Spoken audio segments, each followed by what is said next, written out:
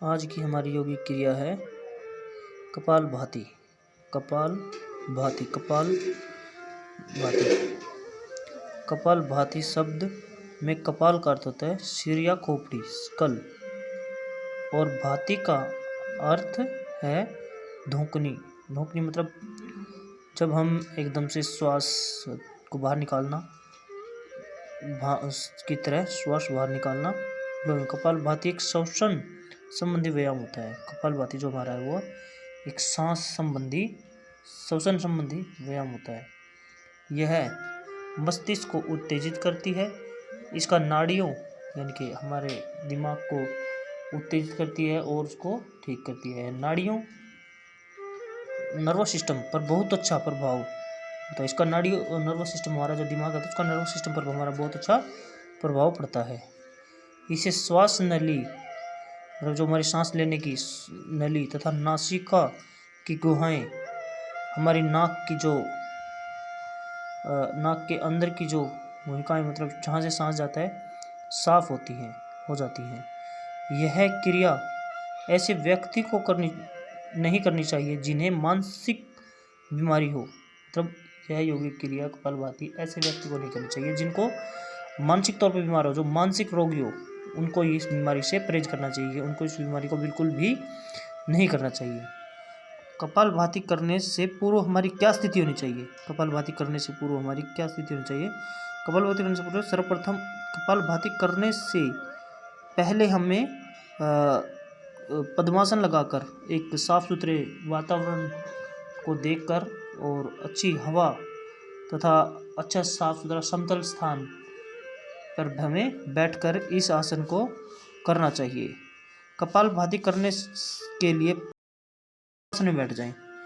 पद्मासन लगाकर इस आसन को करने से पहले पद्मासन में बैठ जाएं। विधि, इसको किस तरीके से करना चाहिए? मेथड क्या है इसका? किस तरीके से करना चाहिए? दोनों नासिका छिद्रों में से श्वास अंदर भरें, यानी कि हमें सांस को दोनों नाकों से, मतलब नाक की दोनों छिद्र, जो हमारे नाक के दोनों सुराख है जहाँ से हम सांस लेते हैं, उनसे एकदम सांस को अंदर की तरफ भरें तथा तुरंत ही पूर्ण वेग से, मतलब उसके तुरंत बाद कुछ जब अंदर भरा है हमने सांस, तो पूर्ण वेग मतलब फुल रफ्तार के साथ श्वास को बाहर निकालें। श्वास को एकदम से बाहर की तरफ छोड़ दें। श्वास को पूरे झटके से बाहर निकालें, मतलब एकदम से श्वास को अंदर से एकदम झटके से बाहर निकालना है, ताकि हमारा अंदर का जो सारा श्वास, सारी हवा, हमारे फेफड़ों तक की हवा को बाहर निकाल देना है। अंदर से अधिकतम वायु बाहर, क्योंकि ताकि जो हमारे फेफड़ों की हवा है ना, वो अंदर तक की अधिकतम वायु बाहर, अंदर की सारी बाहर वायु आ जाए। इस तरीके से हमें सांस को बाहर की तरफ फेंकना है। इस क्रिया में रेचक अर्थात श्वास को बाहर निकालने पर विशेष बल देना चाहिए। रेचक क्रिया में, इस क्रिया को जब हम कर रहे होते हैं तो हमें बाहर, इस क्रिया में रेचक अर्थात श्वास को बाहर निकालने पर विशेष बल देना चाहिए। ऐसा करते हुए पेट को अंदर की ओर खींचना चाहिए। मतलब जब हमारा सांस बाहर फेंक दिया जाएगा तो हमें पेट को बिल्कुल अंदर की ओर खींचना चाहिए, ताकि हमारी अंदर की जितनी भी सारी वायु है वो अधिक से अधिक बाहर निकल जाए। प्रारंभ में से धीरे धीरे करना चाहिए। मतलब जब हम शुरुआत करते हैं तो हमें बिल्कुल आराम से धीरे धीरे करना चाहिए, लेकिन बाद में तीव्र गति से करना चाहिए। इसे लगातार 15 से 20 बार करना चाहिए। मतलब जब हम जिस वक्त हम कर रहे हैं ना, उस वक्त ही करना चाहिए, ताकि ये ना हो कि आपने पहले कपालभाति की, उसके बाद फिर कोई और आसन कर लिया, फिर दोबारा से फिर कपालभाति। नहीं, एक बार 15 से 20 बार कंटिन्यू 15 से 20 बार इसको करना चाहिए। कपालभाति करने के लाभ क्या होते हैं? हमें कपालभाति करने से क्या क्या लाभ होते हैं? इससे नसिका व साइनस साफ हो जाती है। मतलब जो हमारे नाक का द्वार है, जहाँ से हम सांस लेते हैं, वो सारा साफ होता है। मस्तिष्क उत्तेजित होता है। मस्तिष्क बिल्कुल उत्तेजित, एक्यूरेट, परफेक्ट तरीके से हमारा काम करता है, उत्तेजित हो जाता है, बिल्कुल साफ हो सुथरे तरीके से हमारा उत्तेजित हो जाता है।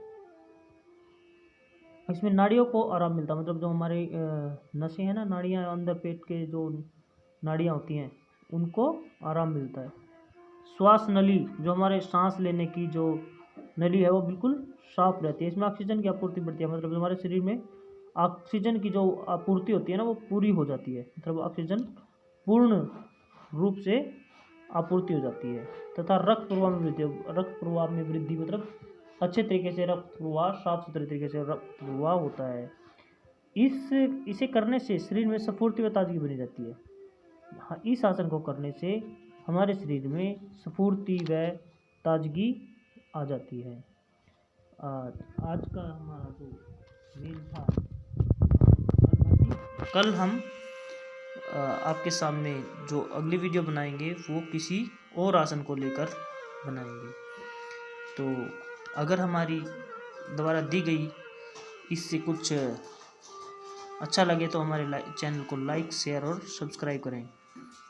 धन्यवाद, नमस्कार, जय हिंद, जय भारत।